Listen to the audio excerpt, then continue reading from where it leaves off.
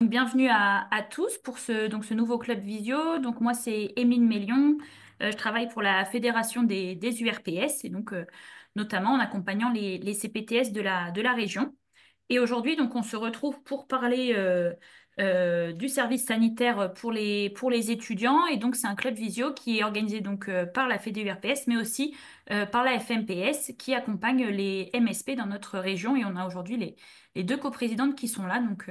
Merci aussi à vous. Donc, je partage le diapo. Hop,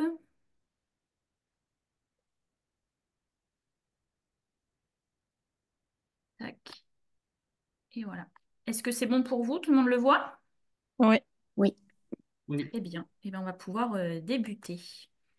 Donc au programme, donc trois temps. Donc d'abord une présentation du contexte et d'un état des lieux de comment se déroule le service sanitaire dans notre région et surtout comment les CPTS et MSP peuvent intervenir dans celui-ci. Et ensuite, on aura deux retours d'expérience de MSP et de CPTS qui l'ont fait depuis plusieurs années déjà avec nos intervenantes.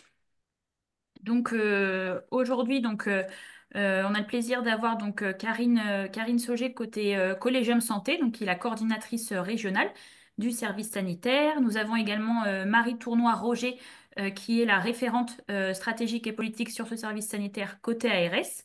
Et côté professionnel de santé, on a le docteur Delphine Rubé, qui est médecin généraliste au sein de la MSP du Prado à Bourges et aussi coprésidente de la FMPS. Et on a aussi Anne-Bernard Durand, qui est orthophoniste et qui est au CA de la CPTS du pays de Bourges. Voilà.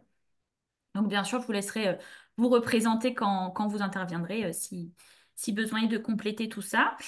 Donc, comme je disais, donc, tout ce temps, il est enregistré. Et si vous avez des questions, vraiment, n'hésitez pas à utiliser le chat, à lever la main. Enfin, voilà, l'idée, c'est que ça soit un temps aussi interactif pour pouvoir répondre le plus possible à vos questions. Eh ben, c'est parti. Du coup, Karine et Marie, je vous laisse la parole pour nous expliquer ce qu'est le service sanitaire et comment ça se met en place. Bonjour à tout le monde. Donc, Marie Tournoy-Roger. Donc, je suis chargée du programme santé des jeunes et prévention de la santé mentale sur l'équipe prévention et promotion de la santé à l'ARS Centre-Val de Loire. Je travaille en étroite collaboration avec Karine Sauger sur la question du service sanitaire.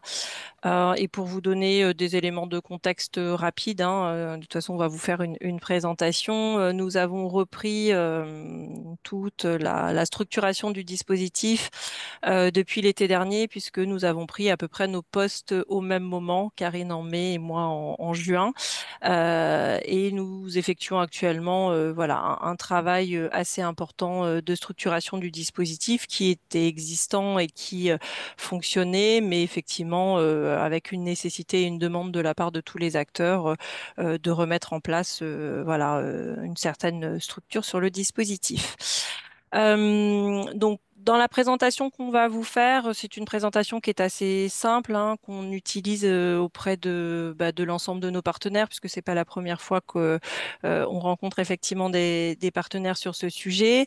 Vous dire de quoi on parle quand on parle du service sanitaire, qui sont les protagonistes, comment c'est organisé. Hein, je vous parlais de structuration tout à l'heure, mais justement l'organisation au niveau régional, comment ça fonctionne au niveau des stages, les thématiques effectivement prioritaires des stages. On a des thématiques qui nous viennent du national, mais avec des priorités qui sont données en région. Quel calendrier pour le moment au niveau de la région on peut avoir sur le déploiement par année. Et puis vous donner aussi quelques éléments des outils. Donc on a des capsules vidéo, on a voilà, il y a un certain nombre d'outils qui sont en train de se mettre en place. Et puis vous aurez effectivement à la fin également nos coordonnées avec Karine pour pouvoir nous joindre si vous avez besoin de précision. Voilà.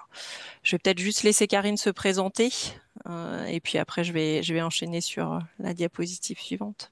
Donc, je suis Karine Sauger, coordinatrice régionale du service sanitaire donc au sein du Collégium Santé, qui est rattachée à l'Université de Tours et donc un poste, comme Marie vient de le préciser, qui a à peu près 1 an et qui est intégralement financé par l'Agence régionale de santé. Donc c'est un poste qui vise vraiment à fluidifier, coordonner et fluidifier l'ensemble du parcours sur les aspects surtout opérationnels et techniques. Donc je suis en lien très étroit avec les filières qui sont concernées par le service sanitaire, également avec l'ARS et c'est le binôme conforme aujourd'hui. Et aussi avec le rectorat qui est le copilote régional du dispositif service sanitaire. Voilà pour resituer un petit peu les choses. Au niveau justement opérationnel, il y a une commission qui se réunit à peu près 3 à 4 fois par an et donc qui réunit l'ensemble de ces acteurs, les protagonistes qu'on verra tout à l'heure. Voilà, avec pour perspective pour l'année 2026 de mettre en place des groupes de travail thématiques vraiment pour avancer sur des problématiques soulevées par les acteurs de terrain et donc toujours dans le but d'améliorer ce dispositif. Voilà. Alors, simplement vous rappeler ou vous présenter le cadre. Donc, c'est un dispositif effectivement qui est régi par un décret du 12 juin 2018 avec deux instructions interministérielles des 27 novembre 2018 et 2020. Il est intégré au référentiel de formation et les objectifs effectivement du service sanitaire. Bien évidemment, c'est sensibiliser à la prévention et à la promotion de la santé les futurs praticiens en santé, mettre en place une démarche de projet qui inclut effectivement des actions concrètes. On va vous le présenter aussi voilà, un peu plus après. Favoriser l'interprofessionnalité et l'interdisciplinarité. Donc, c'est aussi très, très important en termes d'objectifs, puisque dans les différentes filières effectivement concernées par le service sanitaire, l'idée étant vraiment de pouvoir faire se rencontrer ces filières et travailler ensemble avec bien évidemment comme objectif que ça puisse perdurer dans leurs futures pratiques. Il y a également intégré la prévention dans les pratiques des futurs professionnels de santé. Voilà un petit peu pour le cadre de départ et des objectifs du service sanitaire. Sur l'aspect pratique, donc c'était qui sont concernés en fait, quelles sont les filières qui sont concernées par ce service sanitaire? Excusez-moi, je crois que je suis venue trop tôt. Pardon. Oui, on est au point 2, excusez-moi. Qu'est-ce que donc ce service sanitaire? Eh bien, c'est un module en fait qui se déroule sur 6 semaines, qui est intégré au cursus dans les formations initiales des filières qu'on verra juste après. Et qui se décline donc en deux parties. Une partie théorique, vraiment avec un apport de connaissances. Donc ça, ces enseignements sont mis en place au sein de chaque filière finalement. Et puis toute une partie théorique avec la réalisation d'un stage et d'une mise en pratique par la réalisation d'une action concrète sur le terrain, où là les objectifs visent vraiment à favoriser le travail donc en interpro, comme on vient de le dire, avec des groupes d'étudiants de différentes filières et puis d'apprendre, en tout cas, d'avoir une première sensibilisation à la démarche projet en santé publique.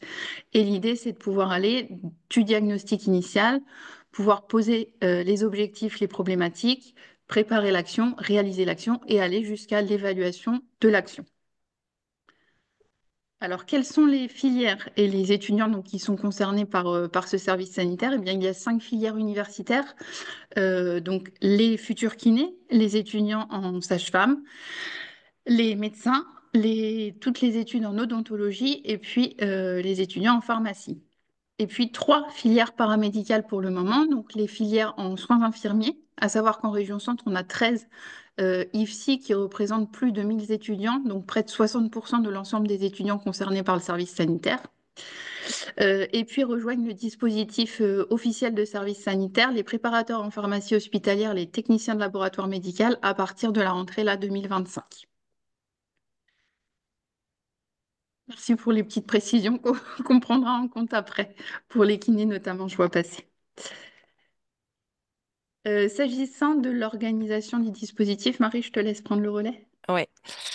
Sur l'organisation des dispositifs, donc je vous parlais en introduction effectivement de la structuration jusqu'à l'année dernière. Effectivement, ce qui fonctionnait, c'était bien évidemment tout ce qui concernait l'organisation pratique des stages.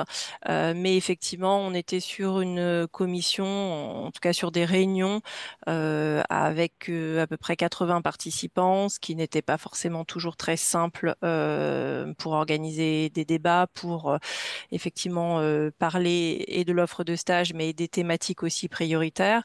Donc, on a travaillé effectivement grâce au cadre national. Donc, le cadre national, on est sur un comité de pilotage et de suivi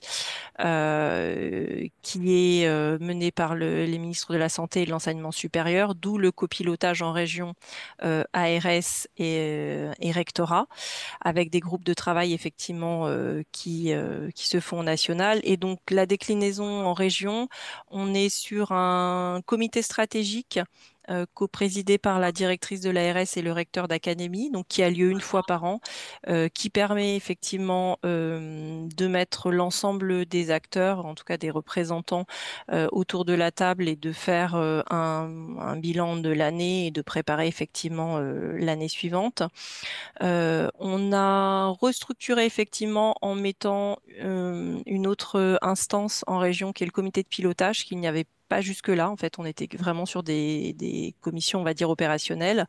Et ces comités de pilotage, donc, qui sont donc animés par l'ARS, permettent de travailler, de décliner effectivement de manière un peu plus précise les attendus stratégiques, là où les commissions opérationnelles du service sanitaire, qui sont animées par le Collégium Santé, elles sont vraiment là pour donc coordonner l'ensemble des acteurs et puis aller vraiment sur le versant opérationnel.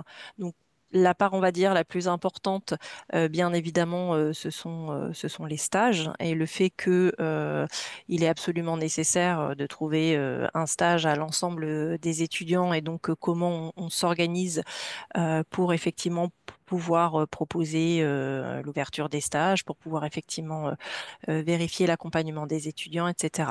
Donc cette année, on est vraiment sur ce versant d'organisation du dispositif en région.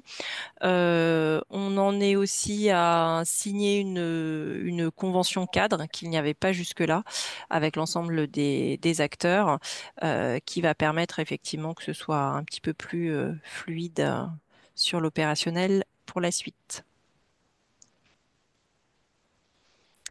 S'agissant des principaux protagonistes, dans le sens les effecteurs, ceux qui mettent en place de façon opérationnelle le service sanitaire, en premier lieu, évidemment, les bénéficiaires finaux, si je peux dire, ce sont les étudiants, qui sont donc rattachés chacun à leur université ou institut de formation pour les filières qui sont concernées par ce service sanitaire.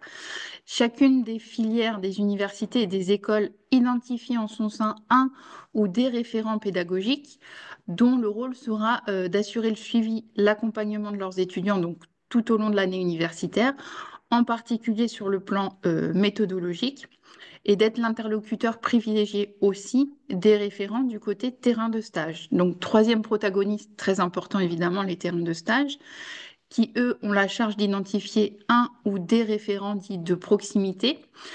Eux, donc, du coup, pardon, accompagnent les étudiants, donc pareil, sur toute l'année universitaire, dans tout ce qui est préparation, mise en œuvre des actions au sein de leur structure, s'engagent à mettre à disposition des étudiants les moyens, les outils, les locaux nécessaires pour justement que la réalisation de l'action se passe dans les meilleures conditions possibles.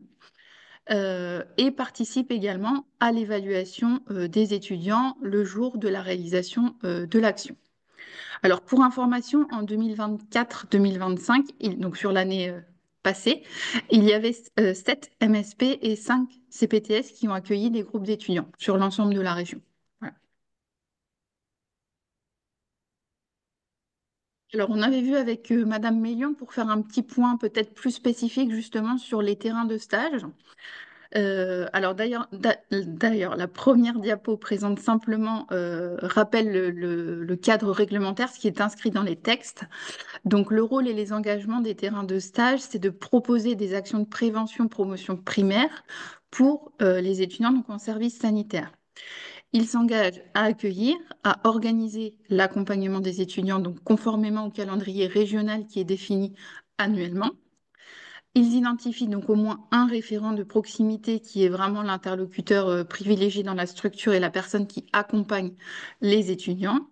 Il garantit la mise en place des conditions optimales pour réaliser au mieux l'action en lien avec les objectifs à la fois de l'action et aussi avec les référents de l'établissement de formation de référence, donc soit les instituts, soit les universités.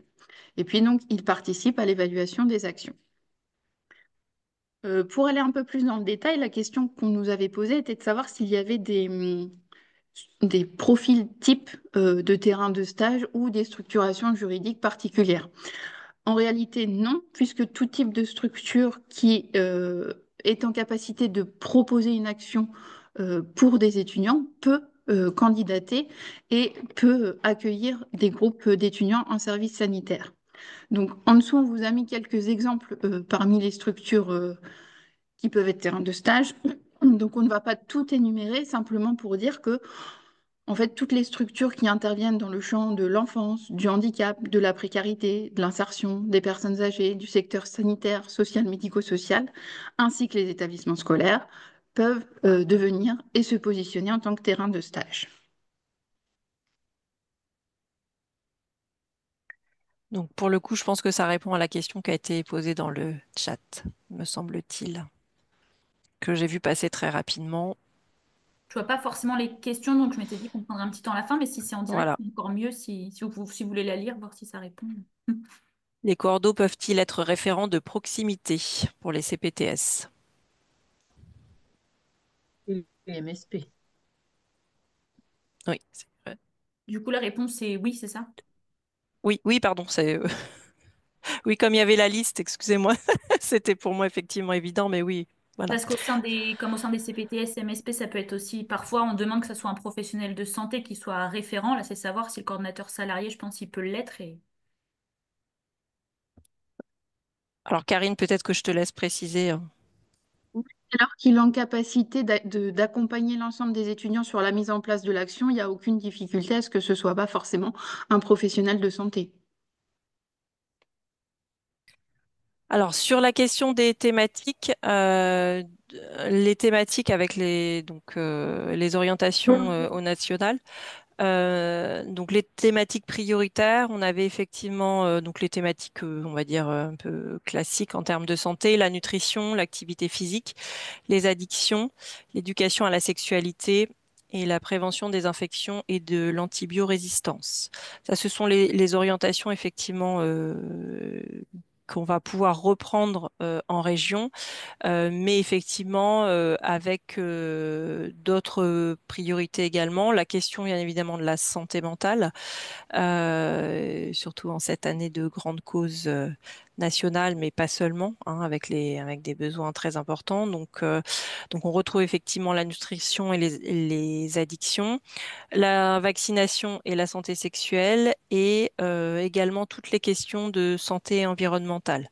Donc, ce sont bien évidemment les grandes thématiques. Ça ne veut pas dire qu'il n'y a pas d'autres, hein. Vous voyez, on parle du sommeil, de la santé bucco-dentaire, effectivement. Ça permet de poser en fait un cadre qui va aider et orienter les choix de thématiques par la suite, mais c'est pas fermé, hein, bien évidemment, c'est important pour que les étudiants puissent effectivement s'investir sur des stages où ça ait du sens aussi pour eux. Voilà sur la question des thématiques. Alors, on souhaitait aussi présenter de façon globale pour avoir une vision générale de l'ensemble du dispositif sur une année universitaire. Donc, le fameux calendrier régional qui a été défini pour l'année 2025-2026. Donc, on va pas rentrer trop dans le détail non plus, mais simplement les périodes à retenir, c'est la première, donc du 31 mars au 6 juin, on est en plein dans la campagne de recensement des terrains de stage pour l'année prochaine à venir, 2025-2026. Donc, s'il y a un élément important à retenir, c'est que si vous souhaitez vous euh, positionner en tant que terrain de stage ou relayer l'information auprès de vos partenaires, eh bien, n'hésitez pas, c'est le moment. Vous avez jusqu'au 6 juin pour candidater et vous proposer en tant que terrain de stage.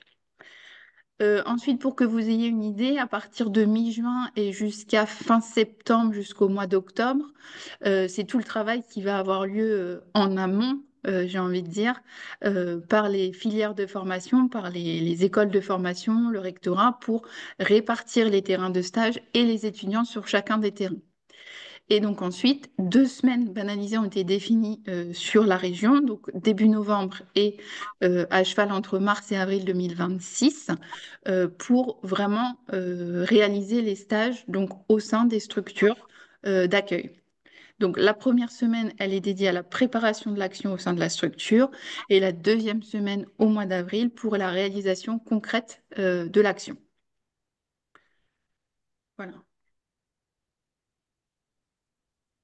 Alors, on vous a mis effectivement en fin de diaporama les outils effectivement qu'on a mis déjà à disposition, qui seront amenés, on va être amené à en déployer d'autres par la suite. Mais pour le moment, il y a déjà effectivement le guide du service sanitaire décodé en Centre Val de Loire.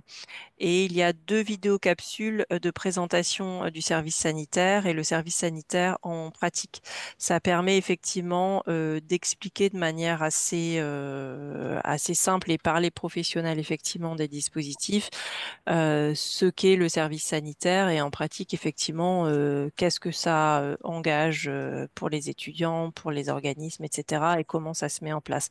Donc ce sont des outils que vous retrouverez dans le diaporama, qui sont également sur la page du Collégium Santé. Donc, n'hésitez pas effectivement, si vous ne retrouvez plus le diaporama, à vous dire que vous l'aurez sur le Collégium Santé. Et nous sommes en train de travailler au niveau de l'ARS pour remettre à jour notre page aussi, qui est un petit peu ancienne sur le service sanitaire et qui devrait donc apparaître très prochainement sur la page de l'ARS. Voilà pour les outils. Et enfin, on vous a laissé nos coordonnées à Karine et à moi-même. Donc, on n'est pas forcément, on n'intervient pas sur les mêmes domaines, mais si vous ne vous rappelez plus qui s'occupe de l'opérationnel et qui, enfin voilà, il n'y a aucun souci. Vous nous appelez. L'idée, c'est que vous ayez, voilà, quelqu'un au bout du téléphone. Et si, voilà, l'une ne peut pas répondre, on verra avec l'autre interlocutrice. Mais c'est important que si vous avez la moindre question, vous n'hésitez pas à revenir vers nous. Voilà pour la présentation. Il y a eu quelques questions dans le chat, là, je sais pas si tu as vu, Emeline. Ah, et ben super, justement, très bien. Euh, alors, Inter-CPTS 36, c'est peut-être pas forcément une question, c'est plus peut-être une problématique soulevée. Le fait que la réponse est trop tardive et que ça met parfois en difficulté. Donc je pense que c'est je sais pas si la personne est là, mais c'est peut-être la confirmation en tant que terrain de stage. Je sais pas si. Oui, en fait, c'est vrai qu'on est deux CPTS qui accueillent des services sanitaires là actuellement et il y a peut-être d'autres terrains qui vont en accueillir. Et en fait, nous donner une réponse en octobre, enfin, vu qu'on conçoit le service sanitaire comme un accueil global qui va du coup du logement aux activités connexes du coup au projet de santé publique en lui-même, ça nous met vraiment en grosse difficulté d'avoir, on a les réponses parfois 3 semaines avant. Et pour réserver des logements, etc., c'est vraiment très difficile pour nous. Voilà. C'est vrai que si on pouvait avoir au moins une réponse de principe sans connaître du coup le nom des étudiants, mais dans l'été, ça nous aiderait vraiment beaucoup. Permet de répondre du coup. C'est en effet une problématique qui avait déjà été soulevée donc l'année dernière. C'est pour ça qu'on a essayé de bien identifier le calendrier en tout cas. Donc en octobre, il s'agit bien de signer les conventions de stage. Et par contre, cette année, l'idée, c'est que les terrains de stage soient informés la semaine du 20 au 26 septembre. Donc je sais, c'est encore un petit peu tard pour certains. Simplement, certaines des filières de formation ont leurs effectifs définitifs d'étudiants que mi-septembre. Et donc, c'est pour ça qu'au niveau après de la région, on ne peut pas faire mieux. Je sais que selon les départements et selon les territoires, certaines écoles de formation informent les terrains retenus déjà avant, dès qu'ils le savent, parce que certains peuvent le faire. Donc peut-être que vous serez concerné par ça et que vous serez informé, alors ouais, durant l'été ou en tout cas tout début septembre. C'est possible. Merci beaucoup. Et ensuite, il y avait deux autres questions. Est-ce que les étudiants évaluent les terrains de stage? Est-ce que le choix des terrains de stage prend en compte les évaluations si elles existent? Donc ça doit être la première question. Et après, il y avait une question sur est-ce qu'il y a une vigilance à répartir de manière équitable sur les terrains, sur le territoire, pardon. Est-ce que les stages ils sont répartis de manière équitable? Sur la première question, est-ce que les étudiants évaluent les terrains de stage? Je n'aurai pas la réponse aujourd'hui. Sur l'ensemble de la région, non. En tout cas, il n'y a pas d'enquête annuelle qui est faite pour le moment. Ce qui ne veut pas dire que ce ne sera pas fait. Peut-être que certaines filières le font de manière individuelle, c'est possible. Mais aujourd'hui, au niveau de la région, ce n'est pas encore coordonné et organisé. On pourra poser la question aux filières, par contre. Effectivement, c'est intéressant pour nous aussi d'avoir cette remontée.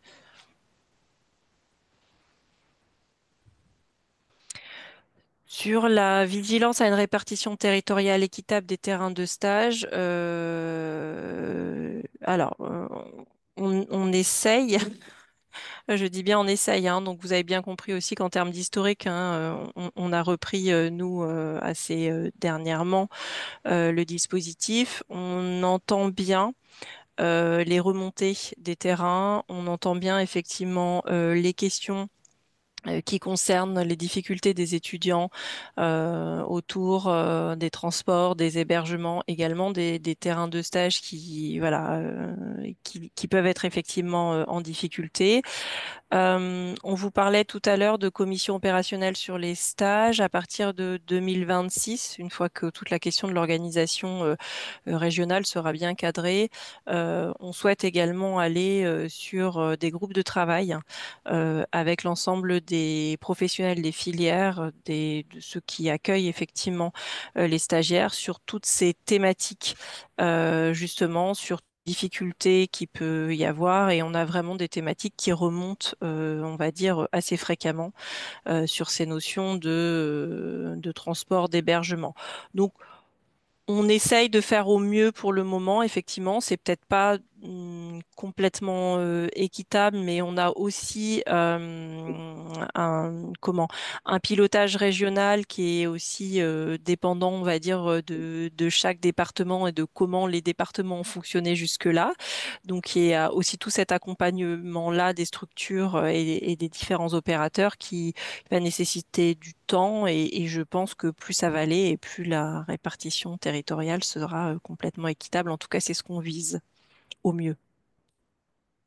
C'est pas Merci. une très bonne réponse, mais c'est celle que je peux vous apporter actuellement. Merci beaucoup. Est-ce qu'avant de passer à la partie témoignage, est-ce que vous avez d'autres questions pour, euh, pour nos intervenantes sur le cadre régional? Non? Bon, eh ben, en tout cas, on remettra. Ah, Oui, si. moi, Emeline. Miranda, coordinatrice CPTS. Je voulais juste savoir, vous dites candidater avant le 6 juin, mais du coup, c'est un dossier à remplir. Enfin, quels sont les critères qu'il faut remplir? Oui, alors il s'agit d'un formulaire en ligne sur une nouvelle plateforme de recensement, donc la plateforme nationale qu'on met en place depuis cette année. Donc, je ne sais pas si vous avez déjà été terrain de stage et candidaté. Auparavant, il s'agissait d'un formulaire sur un logiciel Sphinx. Et là, cette année, on passe sur la plateforme nationale de recensement des terrains de stage. D'accord. Euh, on peut passer par Madame Mélion peut-être pour vous transmettre toutes les infos. Oui, ça m'intéresse, merci. Eh Oui. ben, je vous transfère le mail et puis aucun problème. Parfait, merci. On le mettra du coup avec tout le support qu'on enverra à tous les participants et tous les inscrits d'aujourd'hui. On rajoutera cette précision. Super, merci. Et ensuite, il y avait une question, CPTS du Pays de Roubaix, peut-on accueillir des étudiants de la RP? Alors, je suis désolée, je ne sais pas, RP, je pense que ça peut vouloir dire plein de choses, mais notamment en médecine, je ne sais pas si vous voulez bien traduire peut-être, de la région parisienne. Ah oui, je ne l'avais pas. Euh, Est-ce qu'on peut accueillir des étudiants de la région parisienne, notamment en médecine? C'est peut-être savoir s'il peut y avoir des étudiants hors région qui viennent sur des terrains de stage en région. Je vous laisse compléter peut-être CPTS du Pays de Roubaix si j'ai mal compris la question. C'est ça, bon, très bien. Alors, Karine, je ne sais pas si tu as une réponse. Pour moi, à partir du moment où on travaille avec les filières qui sont en région, euh, j'aurais tendance à dire je ne pense pas, mais je ne suis pas sûre de ma réponse et je ne sais pas si on a été déjà confronté effectivement à une telle demande. Je ne sais pas si tu sais, Karine, ou pas. Et si on ne sait pas, on va se renseigner et on vous le dira, mais J'apporterai à peu près la même réponse que toi. Et pour préciser, à ma connaissance, en tout cas aujourd'hui, il n'y a pas eu cette problématique qui s'est posée d'accueil ouais. d'étudiants hors région centre. Donc, je ne saurais pas répondre plus que toi non plus. On va se renseigner, on essaiera de vous faire un retour sur la question. Je pense que ça concerne peut-être nos territoires qui sont en périphérie et qui reçoivent du coup en Ouais. termes d'attractivité, etc., des professionnels d'autres régions. Donc voilà. Après, comme on travaille avec des filières qui sont bien identifiées. On vous parlait tout à l'heure de convention cadre en région, et que c'est avec ces filières, enfin avec ces filières qu'on a conventionné. Je serais assez étonnée qu'on puisse recevoir hors région. Voilà. Mais comme je ne suis pas sûre de ma réponse à 100%, ça me donnera l'occasion d'aller vérifier, puis je vous ferai un retour via Madame Mélion. J'ai une question.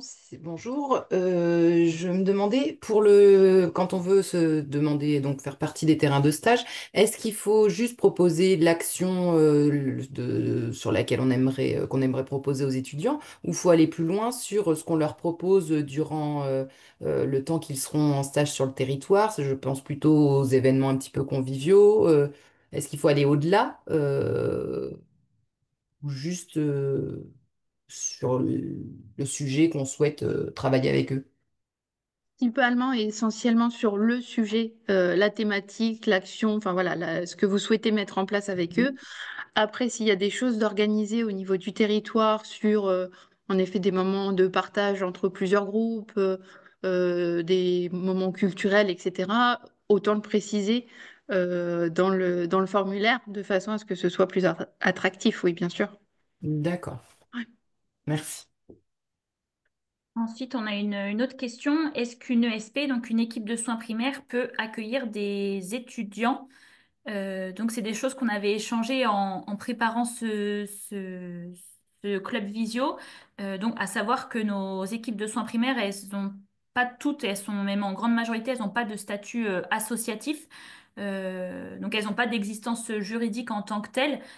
Donc, c'était aussi une des pistes de mémoire, mais je vous laisse répondre, Karine et Marie, qu'il fallait qu'on creuse, mais on voyait, enfin, c'était plutôt compliqué de fait que l'ESP a souvent n'a pas de structure d'existence juridique.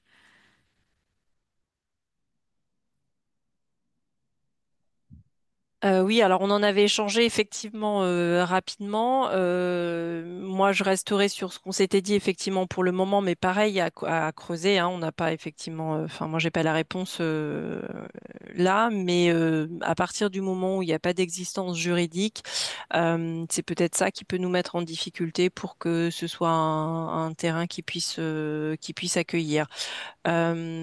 Ce qu'on peut faire, c'est que dans le cadre effectivement du réseau, des réseaux ARS, on va poser la question pour savoir effectivement si sur d'autres régions on a cette possibilité. À partir du moment où voilà une région nous dira si si nous effectivement c'est possible et ça fonctionne. euh, L'idée pour nous, c'est de ne pas limiter, hein, au contraire, si effectivement il y a d'autres structures, mais là, c'est vraiment le cadre juridique qui nous pose question, puisqu'on n'a pas eu pour le moment. Donc, je vous propose effectivement que je pose la question auprès de d'autres ARS et puis si on a des retours positifs, enfin, dans tous les cas, vous faire également un retour là-dessus. Et pour compléter, du coup, j'ai dit donc la grande majorité n'ont pas d'association, mais en l'occurrence sur Bourges, il y en a, d'où vient la question, il y en a une de mémoire qui a une association, donc ça vaut peut-être le coup de demander pour les deux cas de figure, ESP sans structure juridique, ESP avec. Et puis voilà, je vous referai aussi, parce que dans les autres régions, il n'y a pas forcément ces équipes de soins primaires développées comme chez nous, enfin pas partout, mais en tout cas, je reverrai ça avec vous si ça vous va. Très bien, Est-ce, c'est noté. est-ce qu'il y avait d'autres questions avant de passer au témoignage? Non. Eh ben, du coup, je vais laisser la parole euh, à Docteur Rubé. Hop, je repartage. Qui va nous présenter comment ça s'est passé au sein de sa MSP. Merci Emeline. Alors du coup, Delphine Rubé, donc je suis médecin généraliste à la maison de santé du Prado. Et en fait, j'ai un peu l'expérience des deux côtés pour le service sanitaire, parce que j'ai été aussi chef de clinique en médecine générale à la faculté de médecine de Tours. Et j'ai fait partie des référents pédagogiques en 2020 pendant la crise Covid, où les actions n'ont pas été réalisées. Mais donc, j'avais une bonne notion, en tout cas au niveau théorique, de ce que c'était que le service sanitaire. Et donc, après le clinica, c'est vrai que je trouvais que c'était une opportunité en maison de santé, en exercice pluriprofessionnel, d'accueillir des étudiants en service sanitaire. Donc, nous, à la maison de santé du Prado, on en est à notre troisième année d'accueil d'étudiants. On a une culture, on va dire, pédagogique au sein de la maison de santé, puisque on a 3 maîtres de stage des universités médecins généralistes. On a également une sage-femme qui est maître de stage. On a un cabinet infirmier libéral qui accueille, qui est tuteur de stage également. On a une infirmière à Azalée qui accueille des stagiaires à Azalée. Actuellement, on accueille également un stagiaire IPA. Et jusqu'à notre pôle secrétariat assistante médicale, on a également des stagiaires. Donc, en gros, tout le monde accueille des étudiants, toutes les professions, depuis toujours, depuis qu'on est ouvert, depuis 2020. On a à côté de ça une culture de l'exercice coordonné. Toutes les semaines, on a nos réunions de concertation pluriprofessionnelle autour des cas complexes. On a également des réunions, pareil, hebdomadaires de fonctionnement le mardi matin. On fait une assemblée générale par an, comme toutes les sociétés. On a ce qu'on appelle des réunions de gérance une fois tous les 3 mois. Et on essaye de faire 1 à 3 soirées de cohésion ou journées de cohésion par an, toute l'équipe, salariés et professionnels de santé. Et puis la prévention est dans notre ADN. Surtout depuis qu'on a intégré notre infirmière Azalée. Donc, avant même d'accueillir des étudiants en service sanitaire, on participait au mois sans tabac. On participe aux promotions des dépistages organisés en mettant en place des actions, mammographie avec Octobre Rose, le dépistage du cancer du col de l'utérus, Mars Bleu qui vient de se terminer. On intervient en prison. On a notre sage-femme qui fait les frottis en prison. On intervient en épicerie solidaire, en centre d'hébergement et de réinsertion sociale. Au niveau du sport santé, on a une matinée par semaine, un groupe de marche. Et on est également attaché à la qualité de vie au travail, puisqu'on a un cours de yoga pour les professionnels de santé 1 fois par semaine. Donc, l'accueil des étudiants en service sanitaire. Alors là, les chiffres sont pas les bons. Ça, c'est la première année qu'on a accueilli. Donc, on avait 3 étudiants en médecine en troisième année et 2 étudiants infirmières en deuxième année. Donc, je vais pas revenir là-dessus, mais du coup, avec une période d'entrée sur le terrain en novembre d'1 semaine où on leur fait découvrir la population cible sur laquelle ils vont travailler. Mais on les intègre aussi dans la vie de la MSP, on les fait participer, enfin en tout cas, ils assistent à nos RCP, au travail, ils travaillent au sein de la structure.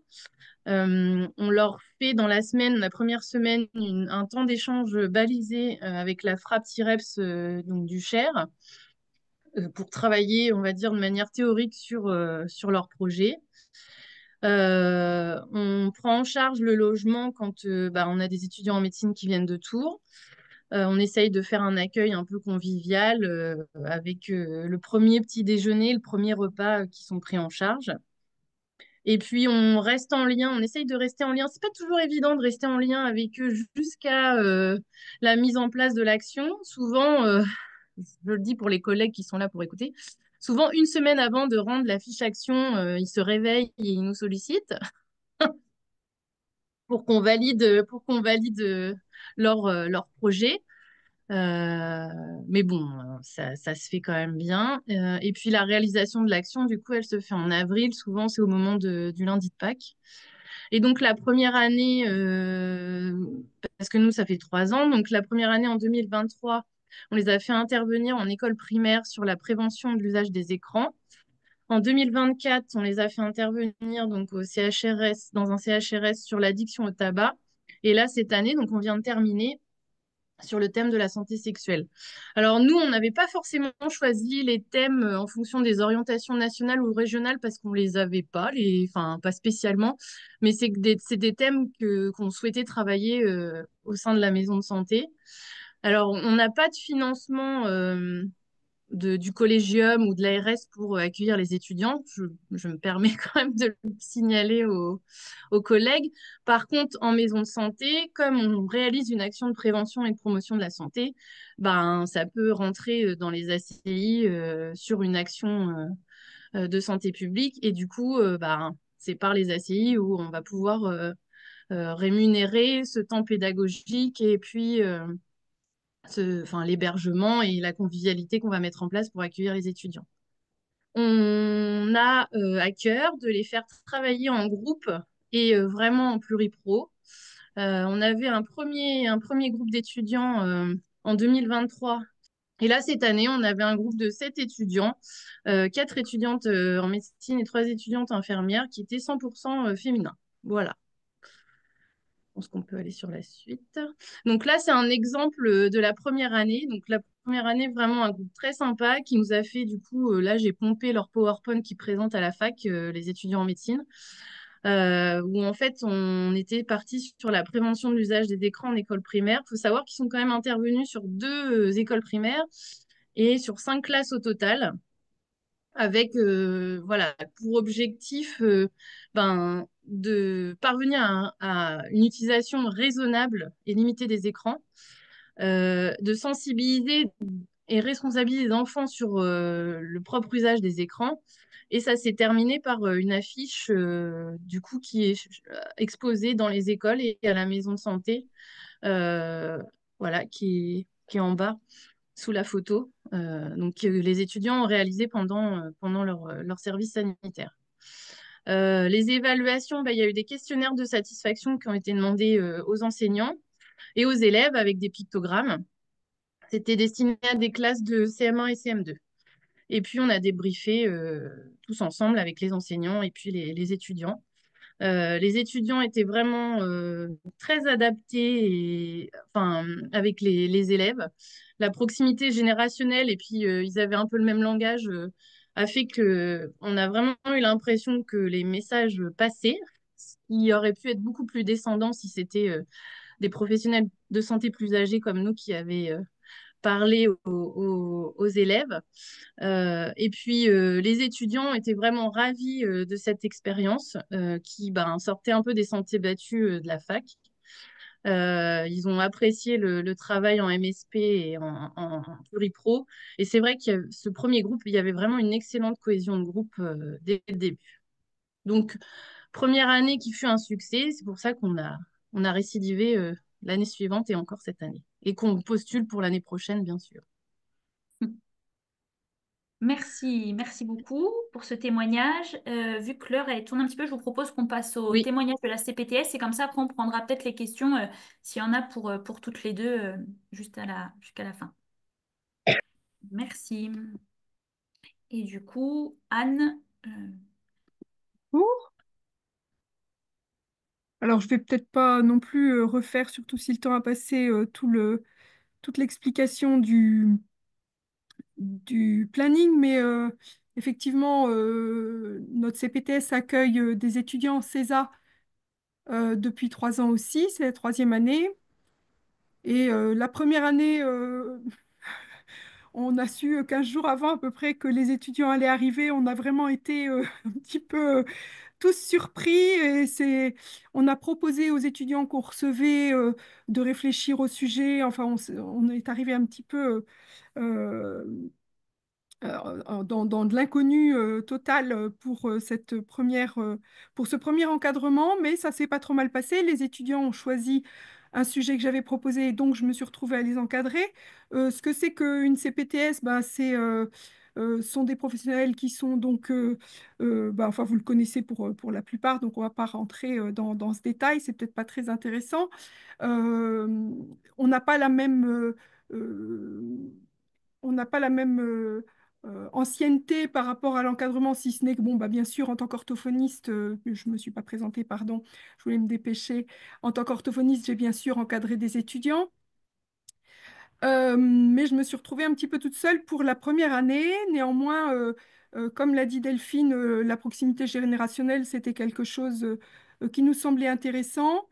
Et on a souhaité, par cet accueil, permettre à des enfants qui sont en général plutôt éloignés de la prévention de pouvoir en profiter. Euh, et évidemment, l'intérêt de l'accueil en CPTS, c'est la promotion du territoire, la promotion de l'exercice coordonné et, comme on l'a dit, l'accès à la prévention. Donc, on avait la première année accueilli les étudiants aussi autour des écrans et c'était orienté sur l'impact des écrans sur le sommeil. Euh, donc ça, c'était les étudiants qui avaient choisi ce sujet-là. La deuxième année, donc c'était sur le cyberharcèlement. Et cette année, c'est le cyberharcèlement, mais ça a été le cyberharcèlement de manière un petit peu différente, une autre approche. Et autant la première année, c'était les étudiants qui avaient un peu choisi leur sujet, autant cette année et l'année dernière, il semblerait qu'ils soient arrivés un petit peu avec des sujets qui avaient été présentés et on s'est adapté, nous, à ce qu'ils ont amené. Voilà. Donc, sur la première année, les 2 premières années, on a eu des groupes mixtes. Et cette année, on a eu un groupe non mixte qui était constitué donc de 3 étudiantes infirmières. Je valide ce qu'a dit Delphine, c'est que en effet, c'est très très important euh, de, de s'attarder de s'attacher à ce que les groupes soient mixtes quand même, parce que c'est une richesse, et puis c'est quand même l'un des objectifs premiers du CESA, le fait de travailler en interpro. Donc, on a un peu regretté, néanmoins, bon, bah, on a fait euh, ce travail aussi bien qu'on a pu.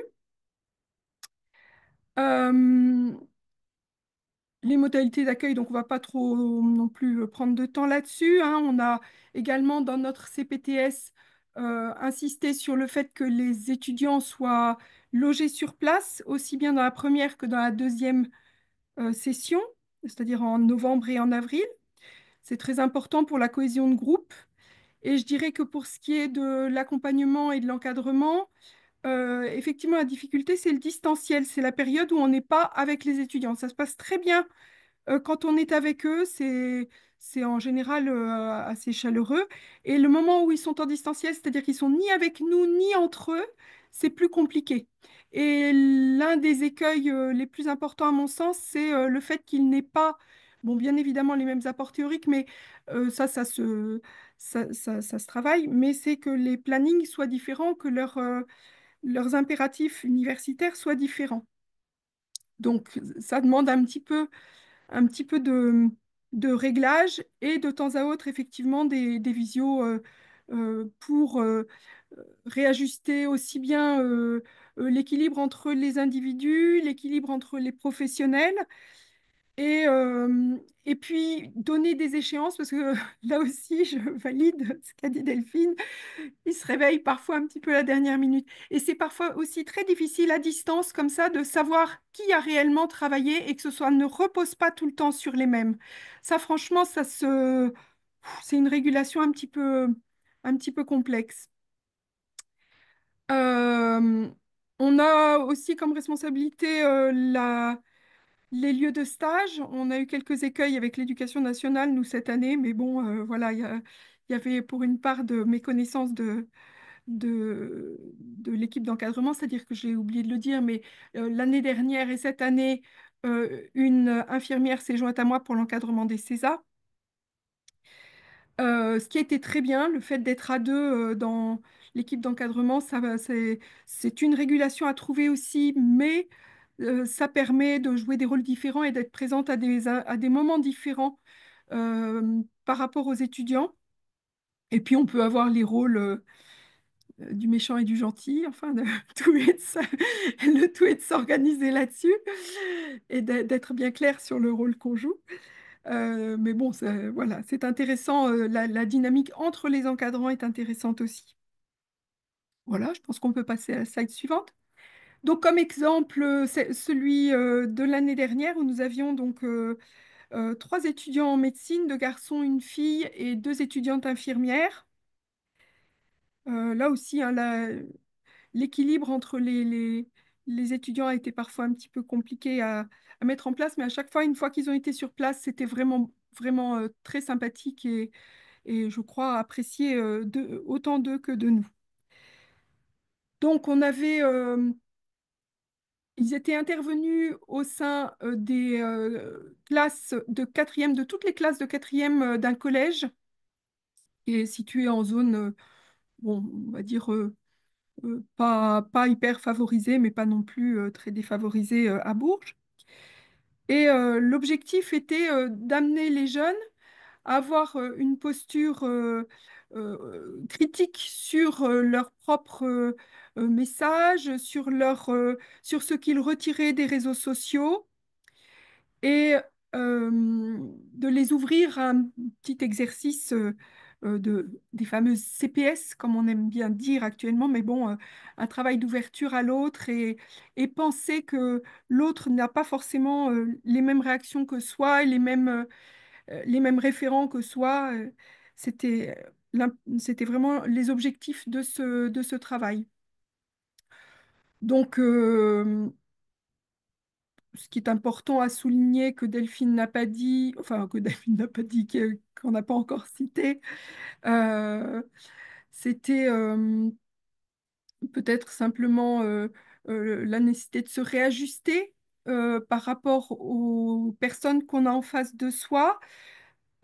Parmi les enfants qui étaient présents lors de leurs interventions, il y avait des niveaux très différents. Donc ça a été intéressant pour eux de le découvrir et puis de mettre en pratique cette nécessité de se réajuster assez rapidement à des enfants qui pouvaient être en SECPA ou dans le milieu ordinaire. Et donc, c'était un moment important aussi. Sinon, un petit peu le même déroulé, c'est-à-dire qu'il y a une création de matériel, il y a une enquête préliminaire, pardon, une création de matériel et puis la présentation et les réajustements successifs. Voilà, donc on insiste nous aussi vraiment sur cette proximité relationnelle liée à la proximité d'âge entre les enfants et les étudiants, qui est si intéressante que nous, on aimerait bien pérenniser cette action au niveau du territoire et qu'on est en train de chercher les moyens de le faire. Voilà. L'intérêt de permettre une collaboration entre euh, les, les jeunes, enfin les étudiants, concernant des objectifs qui sont beaucoup plus sur les aspects fonctionnels de, du soin, plus que sur les aspects organiques, cette différence entre cure et care, euh, qui n'est pas tellement dans notre culture du soin, mais qui est à découvrir. Et le fait qu'ils se retrouvent en situation de responsabilité équivalente et partagée dans l'action et qui est à surveiller tout le long de l'action, bien sûr. Donc les photos qui sont là, c'est l'intervention, bien sûr. Un jeu, ah oui, qui a été prêté par la FRAPS, le jeu feeling qu'on voit sur la photo de droite. Donc le fait que les étudiants soient en lien avec la FRAPS, c'est une grande richesse puisque ça permet d'avoir du matériel d'intervention, en plus du matériel que les jeunes peuvent créer, parce qu'ils ont quand même des choses à faire autour et ça permet de varier les actions, le fait d'avoir recours au matériel de la FRAPS, et c'est un soutien et puis c'est en même temps un enrichissement. Voilà, Merci et je crois beaucoup, que Anne. j'étais au bout. Merci beaucoup pour vos deux témoignages. Sont différents, mais à la fois similaires sur pas mal de choses. Au final, le retour que vous en faites. Je ne sais pas s'il y a des questions. Ah, il y en a une. Ouais. Qui est à Alors, l'initiative du c'est lien nous. FRAPS étudiant? Alors, bah, en tout cas pour la MSP, mais je pense que c'est pareil pour la CPTS du Pays de Bourges. C'est à notre initiative, les référents de proximité. Oui, ce que j'ai pas dit, c'est que je suis pas l'unique référente. Je suis référente avec ma coordinatrice qui est aussi infirmière libérale. Et ce qui est intéressant, parce que du coup, bah, souvent, on a des étudiants infirmiers et médecins, donc on a les deux volets professionnels. Et oui, c'est nous qui, en fait, bien en amont, parce que la frappe, c'est quand même pas mal sollicité, on réserve une demi-journée avec eux. On essaye que ce soit au milieu de la première semaine pour qu'ils aient déjà un peu réfléchi à la thématique et qu'ils puissent vraiment en tirer parti de cet échange documentaire et de matériel.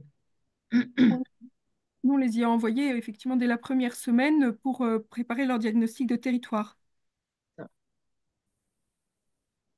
Merci. Est-ce qu'il y a d'autres questions en direct pour Anne et Delphine? Alors, c'est de l'investissement, mais enfin, je pense qu'Anne sera d'accord avec moi. On le refait parce qu'en fait, on trouve ça chouette. Ouais. Euh, il y a vraiment un super échange. Ils sont pour la plupart, enfin, ils sont issus de l'hôpital. Ils connaissent pas du tout le monde de la ville, l'ambulatoire. Alors, la prévention, ils l'ont de manière très théorique. Donc c'est vraiment, enfin, c'est une commande nationale, on va dire gouvernementale, mais qui a, je trouve, un vrai intérêt pour, d'autant plus pour nos territoires éloignés de la fac. Et donc c'est vrai que nous, on s'attache vraiment à ce que l'accueil soit global. Et Que, je voilà. pense que ce qu'il faut aussi qu'on essaie de mettre en place, c'est le fait qu'on les réunisse entre groupes au moins à un moment de l'une ou deux des semaines. Mais c'est pas toujours facile parce que c'est vrai que ça passe très vite. En Mm. fait, les temps sur place sont très très rapides et sont très très courts finalement. Souvent, ils repartent le jeudi soir en fonction de la manière dont l'action s'est déroulée. Mais voilà, il faut arriver à dégager un peu de temps. Il y a une question d'Olivia. Oui, merci. Déjà, bravo à toutes les deux parce que je pense que effectivement, ça prend beaucoup de temps. Et j'avais une question peut-être aussi, parce que je sais que vous êtes nombreux, il y a beaucoup de CPTS qui en accueillent des étudiants. Pour ma part, ma CPTS, ça fait un petit moment qu'ils réfléchissent, le conseil d'administration aimerait bien qu'on accueille des étudiants, mais je pense honnêtement qu'ils pensent plus à un référent de proximité salarié. Donc moi, et du coup, quand on n'a pas de pro plus investi que ça, j'aurais aimé savoir si c'était toutes les CPTS, il y avait des pros investis ou si ça reposait essentiellement sur les coordinateurs ou directeurs et auquel cas, est-ce que c'était pas trop chronophage? Est-ce que vous arriviez à vous organiser? Mais enfin, je me permets de prendre la parole là-dessus parce que je pense que c'est quand même radicalement différent un encadrement par des professionnels de santé et un encadrement par une personne qui ne l'est pas.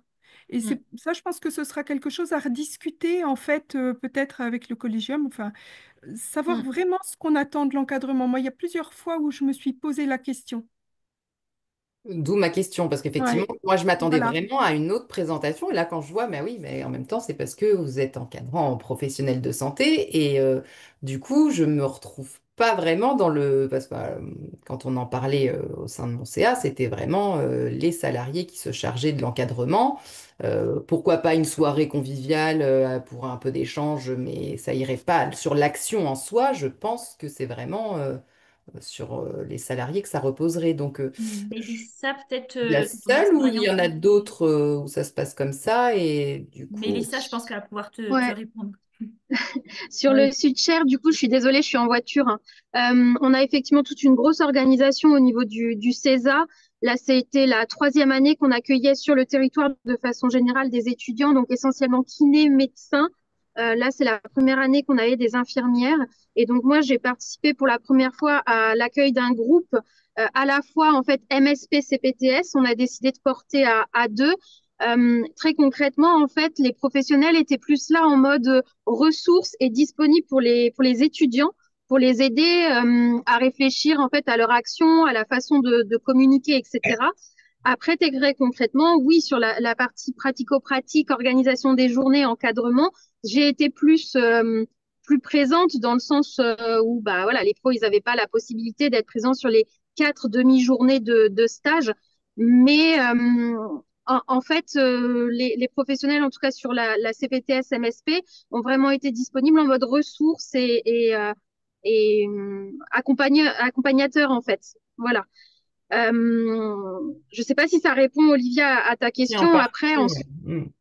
ouais, après sur le Sud-Cher, il y a une très grosse organisation sur la deuxième semaine où ils ont plein de temps en pluripro aussi. Et donc là, par contre, la CPTS, elle intervient auprès de généralement les médecins sur quasiment tout un après-midi pour parler de l'exercice coordonné, etc.